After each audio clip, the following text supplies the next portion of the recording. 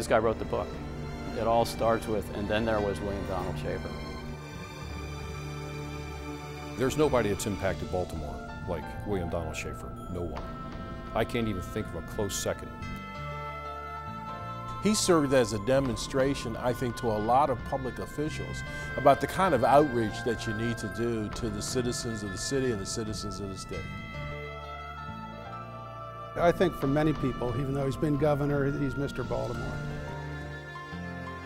Leadership's defined by the ability to, first of all, have an idea, second of all, communicate it, and third of all, motivate people to make it happen. He did all three.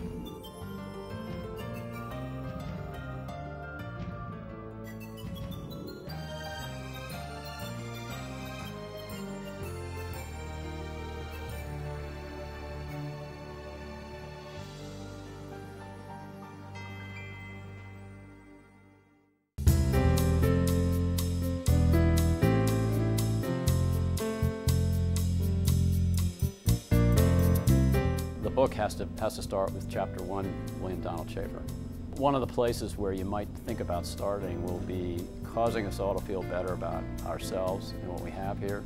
So we had sort of a collective inferiority complex, I think. You know, it was a place that you just drove through the tunnel to get to DC or go to New York in the north. And we were not even really thought of as a stop along the way. I think the first thing he wanted to do was to make the citizens of Baltimore feel good about coming downtown.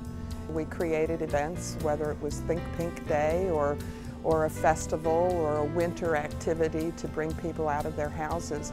Every holiday had to have an event.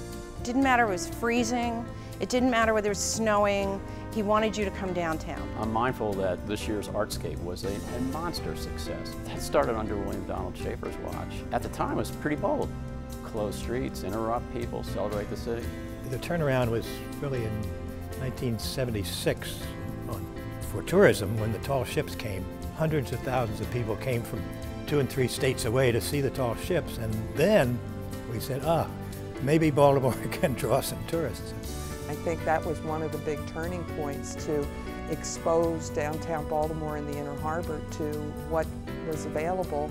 People, the city began to have pride in their city and what they were doing. The key component, I think, was sharing a love for Baltimore City and a love for the state of Maryland. What he was doing was trying to marshal a community to do two things. One, believe in itself, but second is he had a roadmap, he had a plan, he had a vision.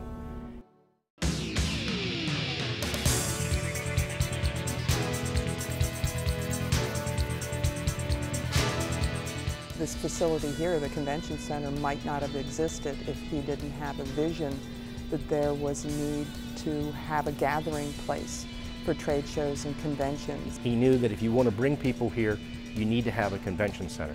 So he pushed the convention center as mayor and got it done in the legislature. I mean, we weren't a convention town before Schaefer. Not at all, that I know of. It's his idea, just the force of his personality and his will made this happen.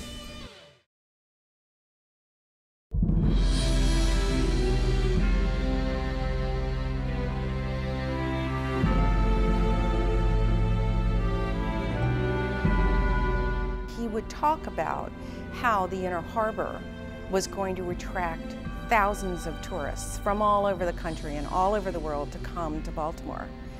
And we thought he was slightly crazy. When everybody else looked at these dilapidated wharves, you know, all they saw was a problem. What he saw was a potential. He started talking about the future and his eyes teared up about what he saw as a potential. He started talking about people walking out, eating outdoors. I mean, what the heck is he talking about? But, you know, he saw what we see now. People wandering around everywhere. People may not realize it, but you know, Harbor Place became a major political issue. There was a referendum. The city voted as to whether to build Harbor Place. Today we say, obviously, it was the right thing to do. The heartbeat, the cheerleader, the schemer, the implementer was William Donald Schaefer, and he was relentless and pushed, and he brought a voracious appetite for innovation. He caused all of us to redefine how we think of this area. People come here from all over the world to see Baltimore. So he did it.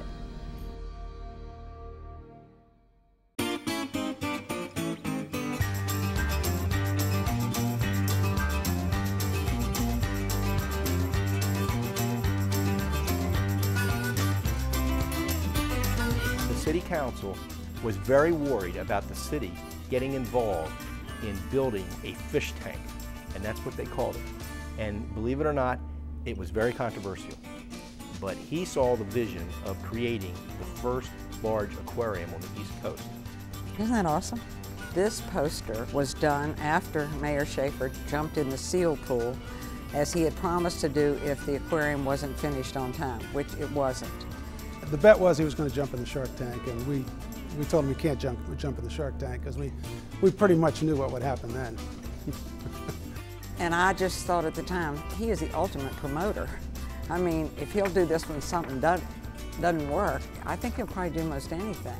That was probably one of the top PR stunts for a politician anywhere, because it ended up on newspapers in India and all around the world, and really started sort of kicked things off for the aquarium in the harbor. It was funny. He jumped in and swam around with the seals. He's like, you know, he's not a young chick here. That was basically, you know, his plunge to say, we can do it. That was a dip for everybody, not just for William Schaefer.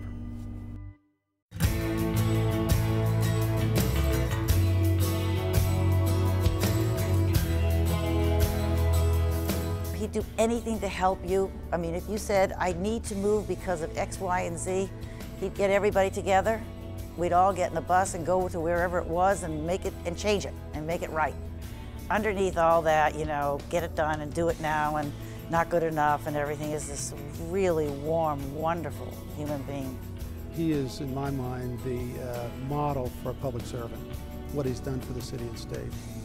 He can certainly say that on his watch, the image of Baltimore changed from being a city on a downward spiral. It turned into a city that's really been proud of itself, and now is emulated and copied all over the world. This is truly an example of where one person can literally change the fate of a community.